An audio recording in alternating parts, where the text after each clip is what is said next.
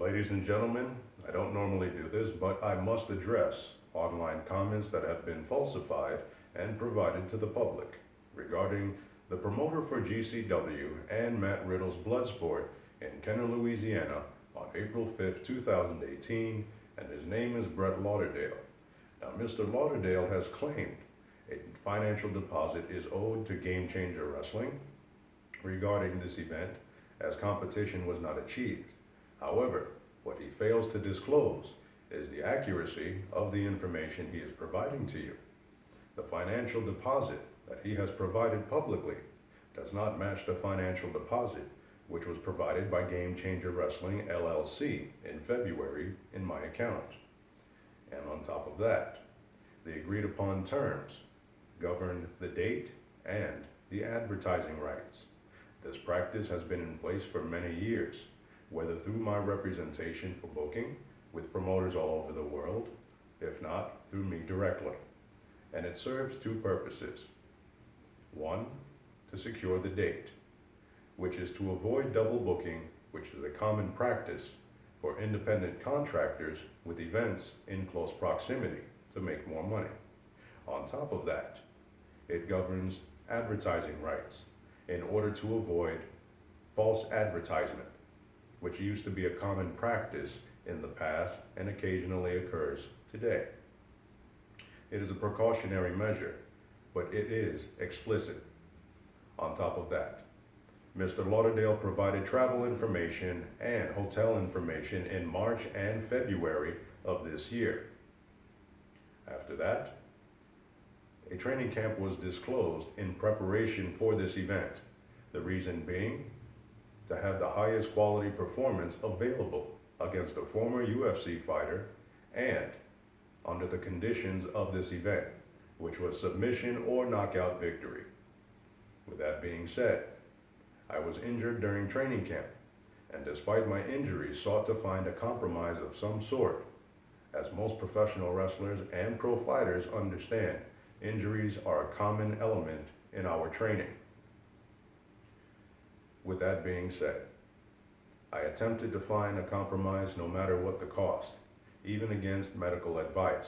After needing medical attention, after several $100s of medical attention, the medical advice given was that it would not be in my best interest to proceed with this event, and yet I still sought a compromise of some sort. On March 31st, Saturday evening, at 7:25 p.m., a call was made to Mr. Lauderdale to express urgent concern regarding the upcoming event. A voicemail was left with no response. On top of that, a response was given, but only in text message, the following Tuesday evening regarding the number for Matt Riddle. A professional courtesy for Mr. Riddle, as his name is bared as the host of this event. I wanted to speak to him to find out if there is any way possible to work around this. He expressed he was uncomfortable with the idea of risking further injury, so it was agreed upon that I simply could not perform. However, we were left with a problem, and that is having this be understood as what is called a bait and switch, which is an underhanded tactic used in promotions to lead people to purchase tickets only to have someone switched in their place at the last minute. We attempted to avoid losing face, not only for ourselves, being the main event, Matt Riddle being the host with his name on the banner, but for GCW, who provided the setting.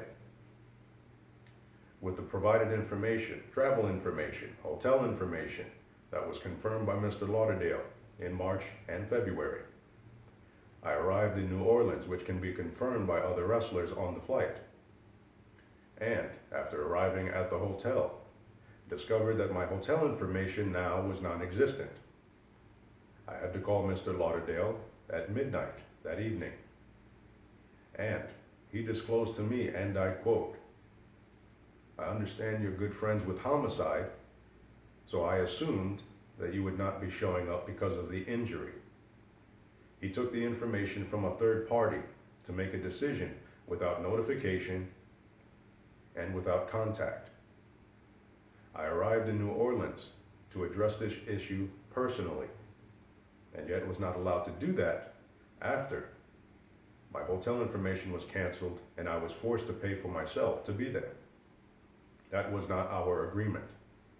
Our agreement was to be for securing the date and for securing advertisement rights with the travel information already provided.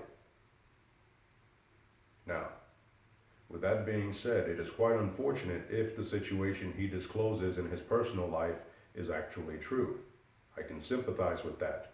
However, understanding the nature of this agreement, my professional obligations were met the minute I arrived in New Orleans, as the remaining balance on our agreement was upon arrival, if not upon completion of the event. So my professional obligations were fulfilled.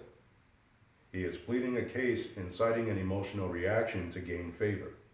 And the unfortunate nature of this is that he has presented falsified information in a very professional manner.